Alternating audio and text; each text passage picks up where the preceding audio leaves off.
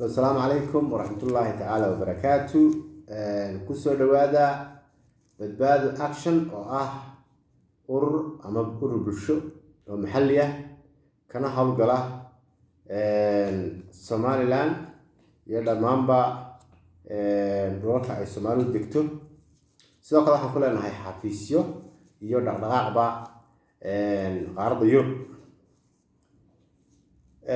بدبادو أكشن si ala socotaanba hore waxay soo gudbin jirtay fursadaha shaqo ee soo baahiyaan hay'adaha maxalliga iyo kuwa caalamiga ah iyo kuwa qaramada midoobay ee ku sugan Afrika meesha doonaba joogaan halkaasoo muwaadiniinta iyo dadka xariin karaba aan uga faa'iideynayno inaan ogeysiino oo alarm u bixino iyo sidoo kaleba inaan u sheegno macluumaadka shaqadaas ay xabaarsan tahay iyadoo ay tahay markii ugu horreysay ee YouTube laga baahiyo fursadaha shaqo anagoo markaa u marana hanaanka markaa waafaqsan sida shaqadaas loogu baahan yahay waxaan caawa rabaa inaan halkan idinkula wadaago 3 shaqo oo adigu aad awoodi karto inaad xareyso shaqooyinkaasi waxaa soo xaysiiyey 3 institution oo kala duwan oo ka howlgala Somaliland ama bayskoodu hargeysa yahay qaar ka mid ah halkan maanta waxaan doonayaa shaqada ugu horeysa inaan idinkula wadaago jaamacadda Hargeysa ama University of Hargeysa qaybta legal clinic oo doonaysa admin and finance officer saan la socotaanba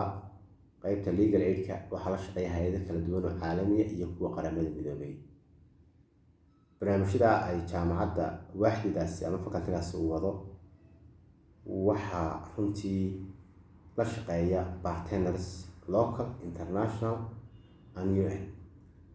sidaas awgeed with the respect of that jaamacadda Hargeysa qaybta legal aid clinic waxay doonaysaa admin and finance officer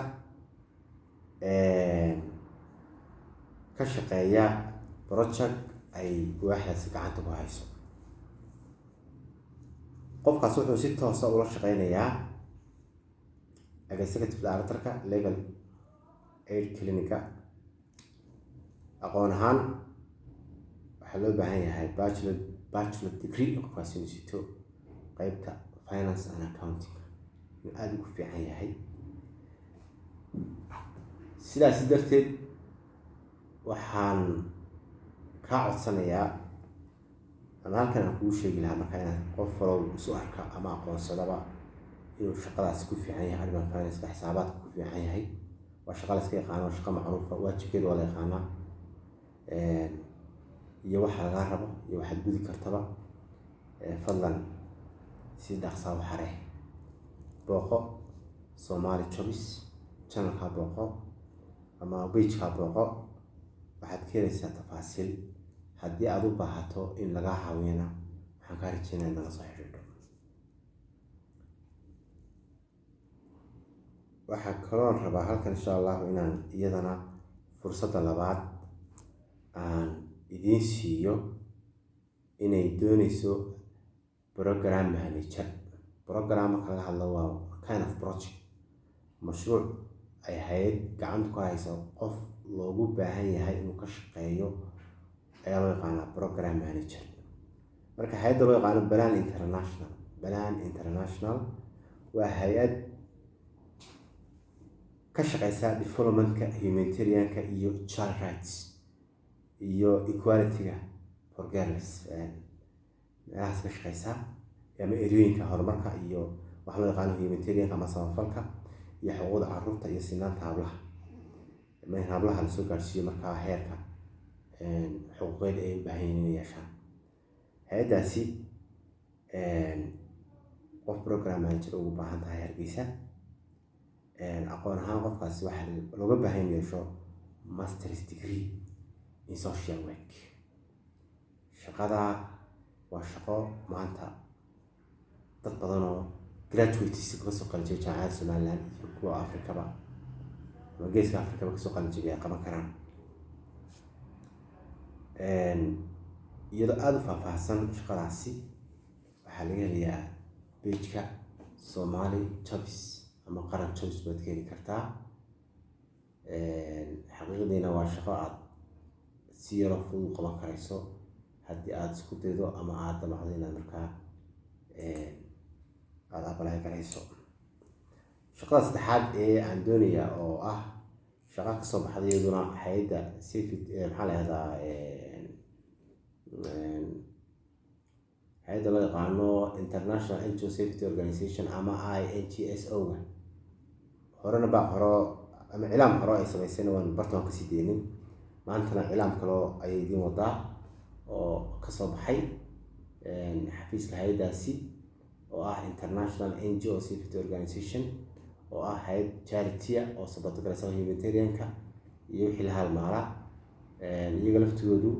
waxay rabaan safety advisor mobile Hargeysa Somaliland. base-kiisa ku shaqeynayna waa Hargeysa. 25 July this month ayaa shaqadaasi ay expire garoobeysaa. waxyaabo badan baa looga baahan yahay qofkaasi si proactively ama inuu hawlaha hay'addaasi rabto inay deegaanka ka qabato Somaliland ama dhulka Somaliland ka hawgasho ay ka qabato inay wax badan kala socon karayso. aqoonta iyo waxyaabaha looga baahan yahay waxaa ka mid ah ama mandatory wax ah inuu si fluent ama af Ingiriisi qofkaas ku wanaagsan yahay. aqoonna uu leeyahay gaar ahaan mid jaamacadeed oo level xagga education wanaagsan uu leeyahay qofkaasi. inuu yahay qof post conflict areas meelaha wax ka dhacaan khayraadka qofka soo shaqeeyay inuu ahaado. waa inuu ku fiican yahay xagga qoraalka iyo wixii la halmaala. shaqada booqo page-ka Somali Jobs akhri. haddii aad isu aragto inaad ku qanacdo shaqadan xareyn karayso laakiin technical u baahan tahay in lagu caawiyo bilis ila soo xiriir.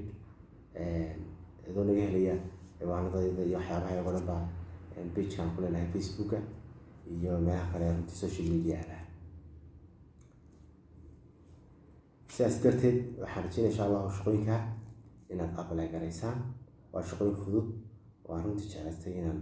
idinla wadaago. caawa wixii feedback iyo wixii tala iyo wixii tusaale waxaan rajeynaya insha Allah inaad noo soo dirto bartaan ku leenahay Facebook-ga ururka badbaado ka. waxaan leeyahay assalaamu calaykum waraxmatullaahi tacaala wabarakaatuh.